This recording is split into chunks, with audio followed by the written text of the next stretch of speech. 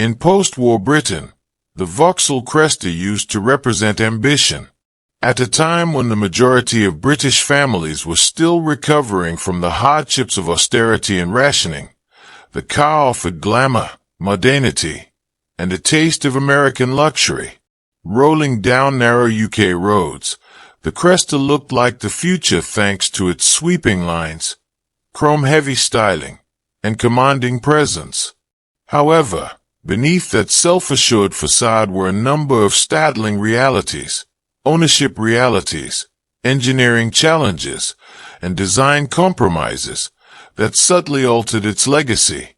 Today, we reveal the mysteries that made the Vauxhall Cresta one of the most misinterpreted saloons in Britain and a symbol of progress. Britain was rapidly changing in the late 1950s. Families wanted more than simple transportation. The economy was improving, and consumer confidence was growing. Under General Motors ownership, Vauxhall saw a chance to bring American influence to the traditionally conservative British auto industry. With a focus on middle-class consumers who wanted luxury without venturing into the pricey realm of Jaguar or Rover, the Cresta was created as an upscale version of the Vauxhall Velox. It was more than just a vehicle. It was a declaration that Britain could accept comfort and contemporary style on its own terms. The Cresta made an immediate impression upon its 1957 launch. Its expansive chrome detailing, panoramic windscreen, and tail fins were obviously influenced by modern Bic and Chevrolet models. At a time when many British automobiles still looked erect and constrained, the Cresta was bold, confident, and obviously modern. For buyers, this was thrilling. The Cresta had the visual drama of an American sedan, scaled down just enough to make sense on British roads. Or at least, such was the promise. However, style came with trade-offs. While the Cresta seemed big and imposing, its dimensions were misleading. Inside, the interior was wide in width but less generous in legroom than its facade implied. The sweeping dashboard and hefty door panels ate into useful space, leaving rear passengers less comfortable on long flights. The low roofline, designed to improve its elegant image, unfortunately decreased headroom, especially for taller people. What seemed luxurious from the outside sometimes felt confining from within. One of the most controversial design choices was the significant emphasis on chrome and ornate trim. While visually appealing, these elements were poorly adapted to Britain's moist environment. Chrome pieces pitted easily, trim loosened over time, and replacing these decorative elements proved pricey. Owners soon found that preserving the Cresta's showroom gloss required far more effort than they had imagined. The car's dazzling look demanded regular attention, converting pride of ownership into a quiet hardship. On paper, the Cresta's straight-six engine under the hood promised smooth and sophisticated performance. This engine was promoted by Vauxhall as strong, dependable, and ideal for long-distance driving. The truth was more complex when driving in the actual world. The engine was far from efficient, even if it produced a nice exhaust noise and some respectable torque. Even by late 1950 standards, the car consumed a lot of fuel, and when petrol prices rose, ownership became more and more costly for families who had already stretched their finances to purchase it. Cooling problems were another recurring issue. During the summer or in slow-moving traffic, the straight-six engine was very hot. Owners frequently found themselves anxiously monitoring temperature gauges during lengthy rides, and overheating was not unusual. Radiators had trouble keeping up, and small issues may become into expensive fixes very fast. These mechanical concerns undermined buyer confidence for a car that was positioned as sophisticated and reliable. The Cresta's identity dilemma was further exposed by the suspension setup. It was tuned to deliver a smooth, pleasant ride and did a remarkable job of absorbing bumps on smooth highways. But handling suffered as a result of this comfort.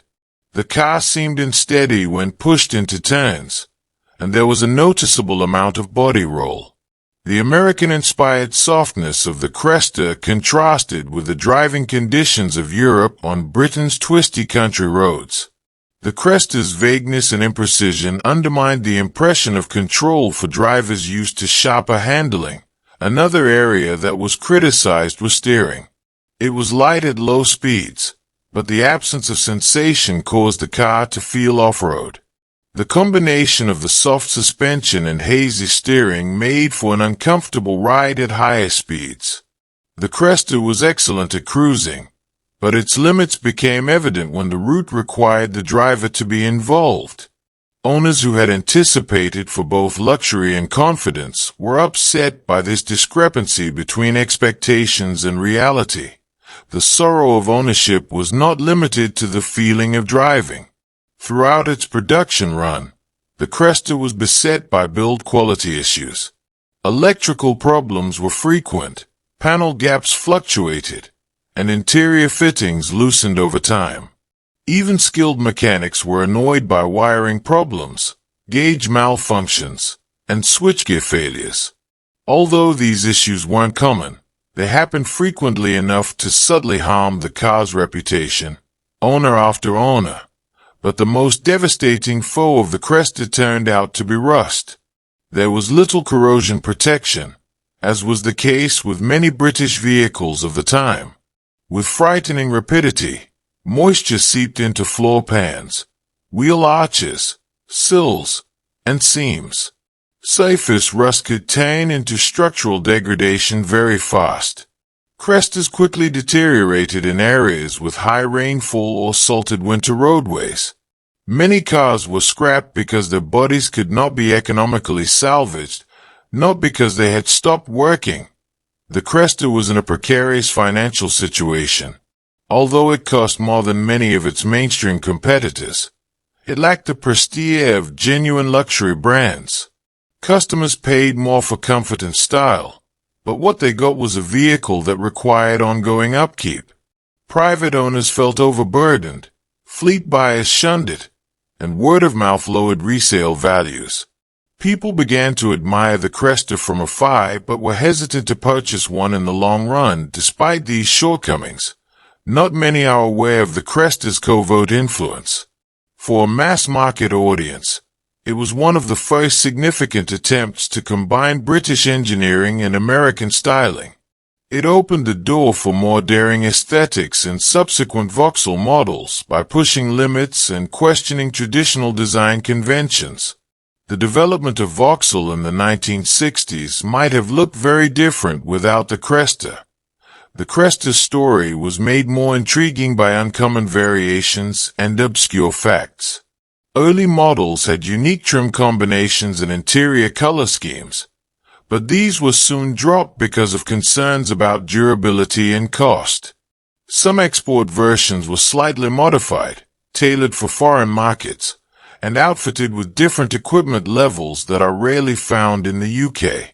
Due to their historical significance and rarity, collectors are now very interested in these variations that are in the opinion of enthusiasts.